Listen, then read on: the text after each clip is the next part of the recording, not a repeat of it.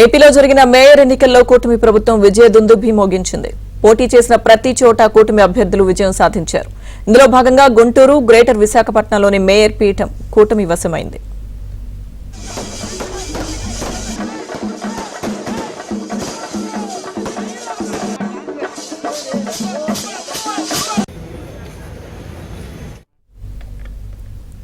Guntur mayor పీఠాన్ని కూటమి ప్రభుత్వం దక్కించుకుంది. ఎక్స్ అఫిషియో సభ్యుల బలంలో గుంటూరు మేయర్ పీఠం కూటమి వశమైంది. మేయర్గా కోవెలముడి రవీంద్ర పేరును ప్రతిపాదించగా ఆయనకు అనుకూలంగా 34 ఓట్లు వచ్చాయి. ఇక వైసీపీ అభ్యర్థి అచ్చాల వెంకటరెడ్డి 17 ఓట్లు రావడంతో వైసీపీ ఓడిపోయి కూటమి అభ్యర్థి కోవెలముడి రవీంద్ర విజయం సాధించారు.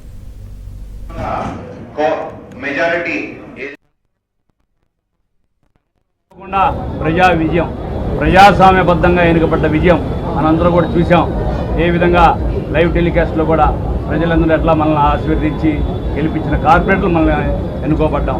ఇది భగవంతుడు ఇచ్చిన అవకాశంగా మేము తీసుకొని ఇక నుంచి మా మీద మా నాయకుడు పెద్ద బాధ్యత తప్పు చెప్పాడు కాబట్టి ఆ బాధ్యత మా నాయకులు నా మీద పెట్టిన నమ్మకాన్ని వమ్ము చేయకుండా తప్పకుండా ఈ గుంటూరు భవిష్యత్తులో ప్రతి ఒక్కరు కూడా సుఖ సంతోషాలతో ఆనందంతో ఈ గుంటూరులో నివసించే విధంగా ఈ గుంటూరుని తయారు చేస్తానని చెప్పి నా సాయశక్తుల ఈ కృషికి మీరందరూ మేధావులు, ఇక్కడ అందరు కార్పొరేటర్లు, మేము వైసీపీ వాళ్ళు కూడా విజ్ఞప్తి చేస్తున్నాం. మీరు కూడా భాగస్వాములు కాండి, తప్పకుండా అభివృద్ధిలో భాగస్వాములు కాండి. మీకు కావాల్సిన చోట ప్రతి వార్డులో కూడా మేము అభివృద్ధి చేసి చూపిస్తాం.